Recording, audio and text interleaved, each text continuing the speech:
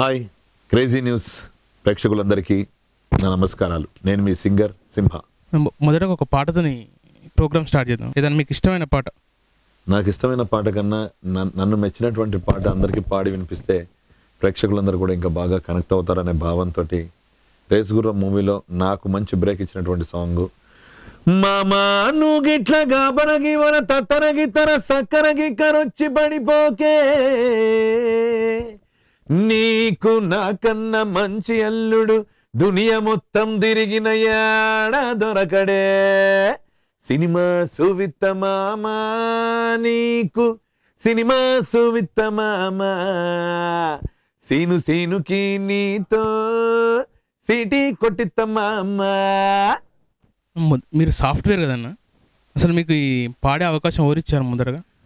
నాకు ఫస్ట్ చలనచిత్రాల్లో కాకుండా మామూలు ప్రోగ్రామ్స్లోనే ఒక స్టేజ్కి వెళ్ళేందుకు కారకులైనటువంటి నా సర్వస్వం నా గురు శ్రీ చక్రి గారు ఇచ్చారండి ఫస్ట్ నాకు ఆపర్చునిటీ.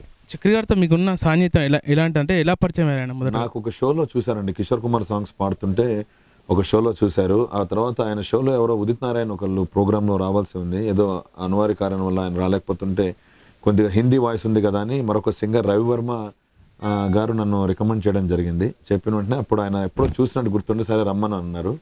ఒక షోలో వరంగల్లో షోలో ఫస్ట్ ఆయనతోటి నేను స్టేజ్ మీద పర్ఫామ్ చేశాను. అలా అప్పటి నుంచి సాన్నిహిత్యం ఏర్పడి ఆయన చివరి శ్వాస వరకు కూడా నన్ను ఏ విధంగా ఎంకరేజ్ చేయాలనే ప్రతి భావనతోటి ప్రతి చిత్రంలోనూ ఏదో ఒక పాట నాకు సూట్ అయినా అవ్వకపోయినా ఎలాగైనా నేను ఉండాలి అందులోనే భావంతో స్నేహానికి కొత్త నిర్వచనాన్ని ఇచ్చినటువంటి చక్రి గారు ఆయన చివరి శ్వాస వరకు ఆయన ట్రావెల్ చేశారు నాతో. మీరు వచ్చి 10 సంవత్సరాలు అంటే ఇన్ని సంవత్సరాలు చక్రి గారితో ఎన్ని సంవత్సరాలు మీకు జర్నీ ఉందండి? ఆల్మోస్ట్ 10 years అండి. ప్రతి సినిమాలో మీకు అవకాశం ఇచ్చారా? ఆల్మోస్ట్ ఆయన చేసి అంటే నేను పరిచయం అయిన తర్వాత ఆయన నాకు తెలిసి ఒక 20-30 మూవీస్ చేశారు. వాటన్నింటిలోనూ మోర్ దెన్ 15 మూవీస్ నేను పాడడం జరిగింది. మీకు బ్రేక్ ఇచ్చిన పాట ఏంటండి? నాకు బ్రేక్ ఇచ్చిన పాట ఫస్ట్ అంటే చుక్కలో చంద్రుల్లో ఎవ్రీబాడీ అనే సాంగ్ అండి. సిద్ధార్థకి అక్కినే నాగేశ్వరరావు గారికి ఫస్ట్ వర్ధమాన గాయకుల్లో ఘంటసాల గారు, బాలు గారు, మను గారి తర్వాత నేను పాడడం జరిగింది అనమాట. అక్కినే నాగేశ్వరరావు గారికి సిద్ధార్థకి ఆ సినిమాలో. మీరు పాడిన మొదటి పాట దానికి రచయిత ఎవరండి? ఏం సినిమాది? ఫస్ట్ పాట నేను పెళ్ళికి రెడీ మూవీ అండి. నేను పెళ్ళికి రెడీ మూవీ పాట శ్రీకాంత్ హీరో, సంగీతం మాత్రం చక్రి గారు. ఆ పాట ఒకసారి పాడతారా? నీవు నేను ఒకటేలే వలపే తెలిపే శుభవేళే, పొద్దల్లే మేలుకుంది నిద్రలో ఆపుతుంది తనువంతా చూపుతుంది తనువంతా. కొంచెం మెలోడీ స్టైల్ ఉండే పాట అది. ఈ సింహ సినిమాలో వచ్చిన ఒక పాటనే మీకు టర్నింగ్ అంటే ఎక్కువ గుర్తింపు తెచ్చింది కదండి. ఆ పాట అసలు అంటే చక్రి గారు ముందు మీరు అనుకున్నారు ఆ పాట ఎవరు రాశారండి ఆ పాట? అంటే నేను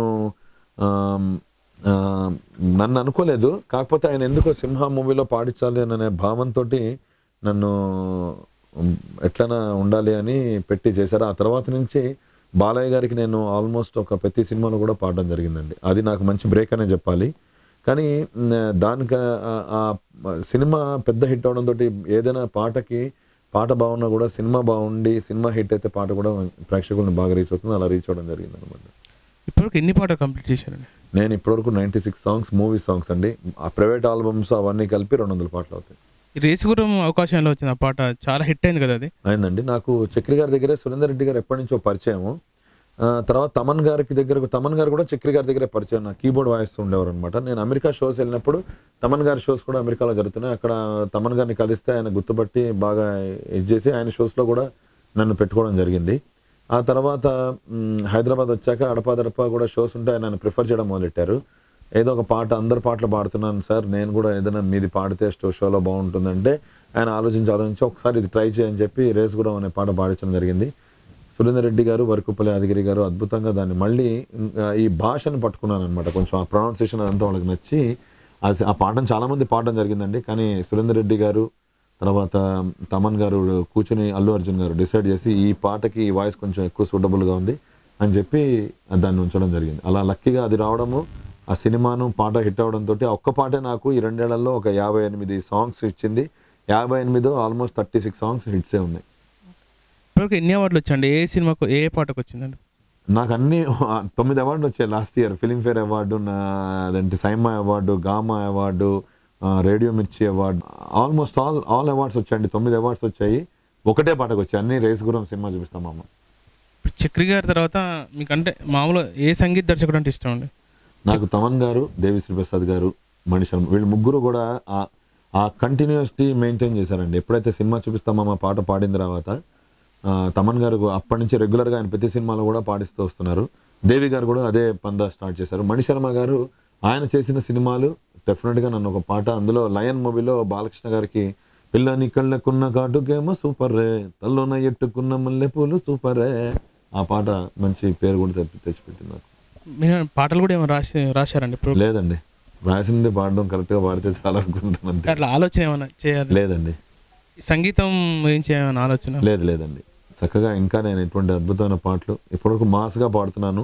ఇప్పుడు కొత్తగా కళ్యాణ్ మాలిక్ గారికి మొన్న ఒక మెలోడీ సాంగ్ కూడా పాడడం జరిగింది. సో మెలోడీ వైపు కూడా మగ్గు చూపుతూ హిందీ ఇండస్ట్రీకి వెళ్ళాలనేది నాకు ఆకాంక్ష. అంటే మెలోడీ అంటే ఇప్పుడు మీ గొంతు అంటే ఎక్కువ ఈ ఫాస్ట్ బీట్ సాంగ్కే కదండి? అంటే కొంచెం బోల్డ్ ఉండడంతో దానికి ఎక్కువ ప్రిఫర్ చేశారు. బట్ అలా ఏం ఉండదండి, ట్రై చేయాలి. నేను యాక్చువల్లీ స్టేజ్ మీద మెలోడీ సాంగ్స్ కూడా చాలా పాడుతూ ఉంటాను అనమాట.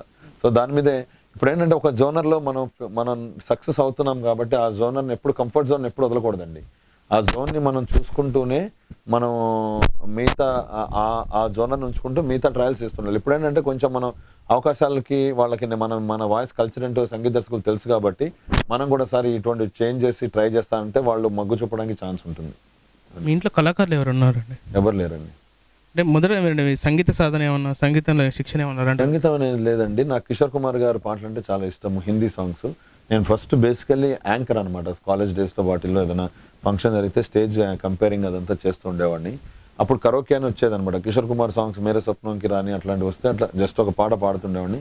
అది స్టార్ట్ అయింది నాకు. కిషోర్ కుమార్ వాయిస్ హిందీ స్టైల్ అలవాటు అవడంతో ఇప్పుడు తెలుగు పాటలకి కొంచెం హిందీ మక్కువ ఎక్కువ ఉంది కాబట్టి ఆ స్టింజ్ పట్టుకోవడంతో I could able to do something great. మీరు గురువుగా చెప్పుకోవాలంటే ఎవరు చెప్పుకుంటారు? చక్రి గారు. ఆయన పోయిన తర్వాత మీకు ఎక్కువ ఎంకరేజ్మెంట్ చేసిన దర్శకులు ఎవరండి? తమన్ గారు. ఇప్పుడున్న సింగర్స్లో ఎక్కువ పోటీ ఎక్కువ ఉంది, అంటే మీరు ఎట్లా భావిస్తున్నారు ఈ విషయంలో? అంటే ఒక్కొక్కరిది ఒక్కొక్క జోనర్ ఉందండి. ఇప్పుడు నా జోన్కి వచ్చేప్పటికి నాలాగా పాడేవాళ్ళు ఉన్నారు కాబట్టి ఏంటంటే ఒక్కొక్క హీరో, ఇప్పుడు పాటలు అందరూ బాగా పాడతారండి. లక్ కూడా మనకి ఎలా ఉంటుందంటే హీరోకి ఇప్పుడు ఎప్పుడైతే మూవీ మీదకి వెళ్ళిన తర్వాత వాయిస్ హీరోకి ఆనాలి. పర్ఫెక్షన్ ఒకటి, తర్వాత ఏమో ఎక్స్ప్రెషన్ ఒకటి, తర్వాత డైనమిక్స్, ఈ మూడు కనుక పాటలో మెయింటైన్ చేస్తూ ఉన్నంతకాలం పోటీ అని ఎవరిని అనుకోకలేదండి. ఎవరి మనోధర్మం వాళ్ళది. ముఖ్య సరస్వతి అంటారు. ప్రతి ఒక్కళ్ళ గాత్రానిలోనూ ఒక మెలోడీ ఏదో ఒకటి దేవుడు ఇస్తాడు. సో వాళ్ళ పందాల్లో వాళ్ళు వెళ్తుంటారు. వాళ్ళు ఏదో ఒకటి సక్సెస్ అయ్యారు అంటే వాళ్ళలో కూడా ఏదో ఒక విద్వత్తు ఉన్నట్టే. సో వాళ్ళని ఎప్పుడు పోటీగా అనుకోకూడదు. వాళ్ళలో ఉన్నటువంటి ప్లస్ పాయింట్స్ ఏమున్నాయనేది నేను ఎప్పుడు భావించి నేను దానికి దగ్గరగా ఎలా వెళ్ళగలుగుతానని ఎప్పుడు ఆలోచిస్తుంటాను. మీరు ఒక రైటర్ రాసిన పాటలు అంటే మీకు ఎక్కువ ఈ రైటర్ రాస్తే నేను మంచిగా పాడగలుగుతాను అనిపించింది ఏ రైటర్ గురించి చూస్తే? నాకు ఎక్కువ పాటలు పాడిందంటే భాస్కర్ భట్ల గారికి, తర్వాత రామ్ జోగేష్ శాస్త్రి గారికి, వరకుప్పల యాదగిరి గారికి, ఆల్మోస్ట్ అందరు లిరిసిస్టులే పాడానండి. బట్ కొన్ని ఇప్పుడు శాస్త్రి గారు వాళ్ళు రాసిన పాటలు అంటే ఇంకా చాలా శాస్త్రీయంగా ఎక్కువ దగ్గర కొంచెం ప్రొనౌన్సియేషన్ అదంతా ఎక్కువ చూసుకోవాల్సి వస్తూ ఉంటుంది. వాటికి ఏమి ఇబ్బంది ఎప్పుడు పడలేదు కానీ బట్ ఇంకా ఒళ్ళు ఎక్కువ దగ్గర పెట్టుకుని పాడుతూ ఉంటాను. ఈ ఫీల్డ్లో మీకు ఇబ్బందులు కానీ లేకపోతే వేరే ఏమైనా ఇబ్బందులు ఏమైనా అనిపించండి? నాకేం ప్రస్తుతం లేదండి, ఎందుకంటే నేను ఇది ప్యాషనెట్గా వచ్చాను. నాది ఇది అలా అంటే 2 పడవల మీద అనుకోవచ్చు. నేను జాబ్ చేస్తూ ఇది చేస్తున్నాను. సో యాజ్ లాంగ్ యాజ్ ఇండస్ట్రీను నా సంగీత దర్శకులు నన్ను ఆదరిస్తూ ఉంటారో నా గళాన్ని ప్రపంచానికి వినిపించడానికి ఎప్పుడు కూడా మక్కువ చూపుతూనే ఉంటాను.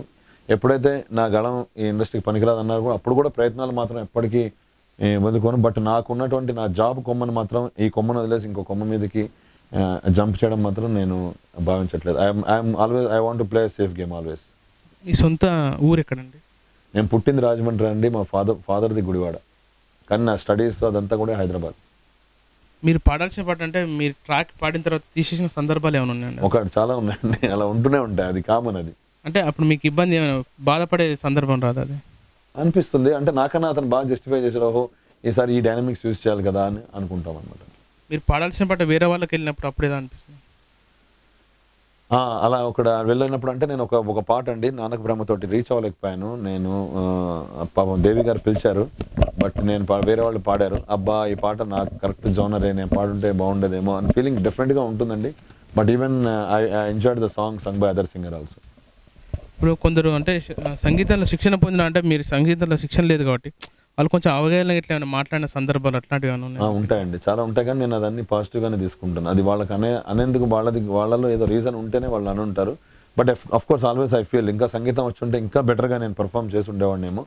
But as of now I'm feeling నాకు ఇచ్చినటువంటి పాటని నేను చెడగొట్టకుండా దాన్ని జస్టిఫై చేస్తున్నా కాబట్టి పాట హిట్ అవుతుంది, జనాలు ఆదరిస్తున్నారు. సో దాన్ని ఇంకా ఒళ్ళు దగ్గర పెట్టుకుని ఇంకా బాగా ఇంప్రూవ్ చేయడానికి ఎప్పుడు ప్రయత్నిస్తుంటాను. మీకు నచ్చిన మామూలు దర్శకుడు అండి, సంగీత దర్శకుడు, మామూలు దర్శకుడు?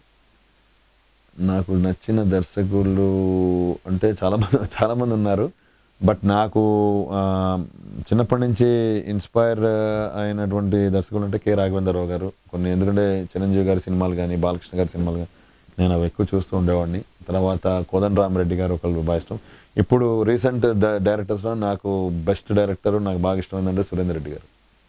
ఈ మధ్యన మీరు పాటలతో పాటు నటన కూడా దృష్టి పెట్టారు కండి. జక్కన్న సినిమాలో నటించారు కదా.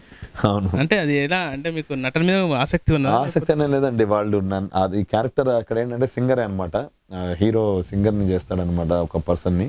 సో అది క్యారెక్టర్ ఉంది. ఇప్పుడు ప్రస్తుతం లేటెస్ట్గా ఎవరు కొంచెం ఫేమ్లో అంటే కొంచెం నోటెడ్గా ఉంటారని నన్ను వెతుక్కోవడం జరిగింది. బట్ ఆల్రెడీ స్టేజ్ ఫియర్ అదంతా లేకపోవడం వలన నేను కొంచెం అది ఎక్కువగా ఒకరోజు షూటింగ్ చేశారు నా మీద. ఇట్స్ అరౌండ్ 6 minutes మూవీలో ఉంటుంది. I could able to make it. నాకేం పెద్ద కొత్తగా ఏమీ అనిపించలేదు. బట్ ఫస్ట్ టైం వెండితెర మీదకి రావడం ఒక థ్రిల్గా అనిపించింది. వెంటనే ద్వితీయజ్ఞం రాకుండా సురేందర్ రెడ్డి గారు మళ్ళీ ధృవాలో నన్ను యాక్ట్ చేయించారు. హీరోగా చేసే ఏమైనా ఆలోచన? అంత సీన్ నాకు లేదండి. ఎక్కువ ఏ మ్యూజిక్ డైరెక్టర్ దగ్గర పనిచేయాలనిపిస్తుంది మీకు? నాకు ఎప్పుడు ఐఎమ్ ఆల్వేస్ హ్యాపీ. మీరు చాలా ఎంజాయ్ చేసుకుంటూ పాటలు పాడడం అలాంటి సందర్భం? డిఎస్పి గారు. ఎన్ని సినిమాలు పనిచేశారండి? డిఎస్పి గారికి 4 movies అండి. ఎప్పుడైనా మ్యూజిక్ డైరెక్టర్ మీరు తిట్లు కానీ అలాంటివి ఏమన్నా? తిట్లు అంటూ ఏమి ఉండవండి, వాళ్ళు మన మంచి కోసమే చెప్తారు. కొంచెం ఏంటి సినిమా ఇది ట్యూన్ ఒకసారి అట్లా అనడమే తప్పిస్తే వాళ్ళు ఫోర్స్గా నన్ను ఎప్పుడు కూడా. ఒక పాట 2 సార్లు 3 సార్లు పాడిన తర్వాత ఇంకా నచ్చలేదని 10 సార్లు పాడిపించే సందర్భాలు ఉంటాయి. అది ఏం పాట? రేస్ గురించి సినిమా చూపిస్తామని. అంటే ఇంకా వేరే సినిమాలు కూడా అట్లా అవుతుంటాయండి. అంటే అప్పుడు నాకు కొత్త కాబట్టి అది వాళ్ళు వాయిస్ నచ్చడంతో నన్ను పాడించారు. ఇప్పుడు ఏమవుతుందంటే ఒకసారి 2 సార్లు ఒక్కొక్కసారి లిరిక్ చేంజ్ అయినా లేకపోతే ఒకసారి మనం వాళ్ళు పిలిచిన టైంలో అర్జెంట్గా షూటింగ్కి వెళ్ళిపోవాలనిపించినప్పుడు కొంచెం మనకు అంత వాయిస్ సరికాకపోయినా ఫస్ట్ షూటింగ్ వెళ్ళిపోతారు, అప్పుడు వచ్చి పిలిచి పాడించాం. కానీ అంతగాని ఫోర్స్గా అలా ఇబ్బంది పెట్టి పాడించిన సంఘటనలు ఎప్పుడు లేవండి. ఇప్పుడు సంగీతం మీద పరిజ్ఞానం లేని మ్యూజిక్ డైరెక్టర్లు వచ్చేసి అంటే మీకు సలహాలు ఇచ్చి ఇట్లా పాడు అని మీకు అన్నప్పుడు మీకు ఏమనిపిస్తుంది? ఎప్పుడు అనిపిస్తుంది అండి, వాళ్ళు సంగీత దర్శకుడి కింద అయ్యారంటేనే వాళ్ళు ఏదో ఒక విద్వత్తు ఉన్నట్టు. వాళ్ళకి పరిజ్ఞానం లేదని మాత్రం నేను ఎప్పుడు భావించను. మీరు పాడిన పాటల్లో ఇంతవరకు అంటే నేను ఇంకా కొంచెం మంచిగా పాడితే బాగుండేదని సినిమా రిలీజ్ అయిన తర్వాత అనుకున్న సందర్భం ఇప్పుడు అనిపించింది మీకు? నాకు ఎప్పుడు కూడా ఇప్పటికీ సినిమా చూపిస్తామో ఇంకా బాగా పడగలనేమో అనిపిస్తుంటుంది నాకు. అన్ని పాటలు అలాగే అనిపిస్తాయండి. ఎందుకంటే అది ఫస్ట్ దానికి బర్త్ ఇచ్చిన వాళ్ళం మనం. ఆ తర్వాత వినగా మనకు కూడా నోట్లో నాని ఇంకా కొంచెం వాయిస్ ఓపెన్గా పాడుతున్నట్టు అనిపిస్తుంది. But first is always best. మీకు ఇష్టమైన గాయకుడు గాయని? ఎస్పి బాలసుబ్రహ్మణ్యం గారు, జానకి గారు. లేటెస్ట్ మీ గ్రూప్ అంటే మీ యంగ్ గ్రూప్లో ఎవరండి? నాకు హేమచంద్ర ఇష్టము, తర్వాత గీతా మాధురి, సునీత గారు, కౌశల్య గారు. మీతో పాటు మీ తోటి గాయకులు పాడతారు అంటే వాళ్ళతో ఎవరితో మీకు కంఫర్ట్ అనిపిస్తుంది? ఇద్దరు కలిసి పాడే పాట ఏదైనా ఉంటే అలాంటి వాళ్ళకి మీకు ఎవరు సరైన జోడి అనిపిస్తుంది? ఇప్పుడు లేటెస్ట్ సింగర్స్ అందరూ నాకు ఓకే అండి. ఎవరున్నా కూడా నాకు అలా వీళ్ళతో పాడాలి వీళ్ళతో పాడకూడదనే ఉండదు. వేరే ఏమన్నా భాషల్లో పాడాను? వేరే సినిమా కన్నడ పాడానండి, తుళు పాడాను, తమిళ్ పాడాను. ఎక్కువ ఇప్పుడు ప్రోత్సాహం ఎవరి వల్ల లభిస్తుంది మీకు? నాకు దేవి గారు, తమన్ గారు. అంటే ఈ దేవి గారికి తమన్ గారికి చక్ర ముగ్గురు మధ్య వేరియేషన్స్ అంటే మీకు ఏం గమనించారు ముగ్గురు మధ్యన? చక్రి స్నేహితుడు అండి. తమన్ ఏమో ఏంటంటే అతని జోనర్ సాంగ్స్కి నేను పక్కా సూట్ అవుతానని నాతో పాటు ట్రావెల్ చేస్తూ వెళ్తున్నాం కాబట్టి సక్సెస్ ఫ్యాక్టర్లో వెళ్తున్నారు. దేవి గారికి ఏంటంటే కొన్ని వాయిస్ చేంజెస్ ఆయనకి ఇష్టం. పాట ఎలా పాడినా కూడా ఆయనకి ఏంటంటే వాయిస్ కనుక ఆయన పాటకి సూట్ అవుతుందంటే అది బ్రహ్మదేవుడు పెద్ద కొడుకు వచ్చినా 10 రోజులైనా సరే అది పాడించి పంపిస్తారు దేవి గారి దగ్గర అదొకటి. మీ రెమ్యునరేషన్ ఈ మధ్యన పెంచినట్టు తెలిసింది కదా? అంటే ఎవరు చెప్పారు? అంటే బయట టాక్ అండి, అంటే నిజమేనా కాదు? అది అలా ఏం లేదండి. ఏది నేను ఎప్పుడు కూడా never be demanding. I want to be in the music for ever and ever. Music is divine for me. So I want it's not about the money which I'm looking for, it's only the satisfaction out of singing. నేను ఎప్పుడు ఆలోచించేది. ఈ వేరే భాషకు చెందిన గాయకులు మన తెలుగు ఇండస్ట్రీలో వచ్చి పాటలు పాడుతున్నారు. మన భాషకు చెందిన గాయకులు ఎందుకు వేరే ఇండస్ట్రీకి పోలేకపోతున్నారు? ఇప్పుడు అదే అండి, అది త్వరలో కూడా మీరు ఆ చేంజ్ చూడబోతున్నారు. మన తెలుగు సింగర్స్ కూడా హిందీలో ఎంటర్ అవబోతున్నారు. బట్ కొంచెం చిన్న కన్స్టెంట్ ఏంటంటే అండి, హిందీలో ఎప్పుడు ఒకరితో పాడించాలనుకోరు వాళ్ళు 10 మందితో పాడించి అది హీరోకి ఎవరితో అక్కడ చాలా డెసిషన్ మేకింగ్ ఫ్యాక్టర్ చాలా క్రిటికల్ గా ఉంటుంది. మన దగ్గర అలా ఉండదు. 10 మంది చేత పెద్ద సింగర్స్ పాడి తీసేసి ఉన్నాయి. సుఖవీందర్ సింగ్ గారు, శంకర్ మహాదేవన్ గారు, ఉదిత్ నారాయణ అందరూ ఒకటే పాట పాడి అందులో ఒకళ్ళదే ఉన్న సిచ్యువేషన్లు కూడా నేను అబ్జర్వ్ చేశాను. బట్ మనం వెళ్ళాలంటే మనలో కొంచెం ఇంప్రూవ్మెంట్ ఏముండాలంటే అంటే మనకి ప్రొనౌన్సియేషన్ కొంచెం హిందీ ఒత్తులు అవన్నీ కరెక్ట్ గా పలకాలి. But of course I agree, Telugu వాళ్ళు ఇక్కడ వచ్చి పాడుతున్నప్పుడు ఒత్తులో సరిగా పలకపోయినా మనం యాక్సెప్ట్ చేస్తున్నాము అంటే అదేదో కొంచెం డిఫరెంట్ సౌండింగ్ అవడంతో మనం యాక్సెప్ట్ చేస్తున్నాం. అదే తరహా ఒక ఆలోచన వాళ్ళకు కూడా వస్తుంది, రాబోతుంది. త్వరలో మీరు చూడబోతారు మన తెలుగు గాయకులు కూడా హిందీలో అద్భుతమైన పాటలతో ఎంటర్ అవబోతున్నారు. It's very near. మీకు మెలోడీ ఇష్టమా, మాస్ ఇష్టమా? నాకు మెలోడీ ఇష్టం అండి. మీకు రెమ్యునేషన్ ఇవ్వకుండా ఎవరన్నా ఎగ్గొట్టిన సందర్భాలు అలా ఏం లేదండి. ఇప్పుడు కీరవాణి దగ్గర మీరు ఎప్పుడైనా పాటలు పాడారు? నేను ఒకసారి పాడానండి, బట్ నేను సక్సెస్ అవ్వలేకపోయాను. But still I'm waiting for only ఆయన మిస్ అయిన ఒకటే ఒక మ్యూజిక్ డైరెక్టర్ తెలుగులో కీరవాణి గారు, నేను పాడలేండి. కొత్తగా వచ్చే వాళ్ళకి మీరు ఎంకరేజ్మెంట్ ఎలా ఉంటుందండి? ఆల్వేస్ అండి, నేను అలాగే వచ్చాను, అవకాశాల కోసం వెతుకుతుంది. ఎవరైతే ప్యాషనేట్గా ఉంటారో ఇండస్ట్రీ విల్ డెఫినెట్లీ పే. ప్యాషన్ని, పర్ఫెక్షన్ని, ప్రాక్టీస్ని ఎప్పుడు వీడని వాడు ఎప్పుడు కూడా పీపుల్ మ్యాన్ అవుతాడు. అంటే వాళ్ళకి మీరు ఇచ్చే సలహా ఏమైనా ఉందండి? ఏముందండి, ప్రేమ దాన్ని ఏ పని అయినా మనం ప్రేమిస్తే ఆటోమేటిక్గా అది మనని ప్రేమిస్తుంది. ఏదో మొక్కుబడికి ఏదో మనం వచ్చాము, మనం వాళ్ళు సక్సెస్ అయిపోయాము, నడిపించినంతకాలం నడిపిద్దామని అనుకోకూడదు. చివరి శ్వాస వరకు మనం చేసే పని మనం ప్రేమిస్తే కనుక ఆ పని మనం ఎప్పుడు కూడా ప్రేమిస్తూ ఉంటుంది. ఇంట్లో కూడా మీరు పాటలు పాడుతుంటారు? శుభ్రంగా పాడుతూనే ఉంటాను. ఓకే అండి, థ్యాంక్ యూ అండి. Best of luck. Thank you.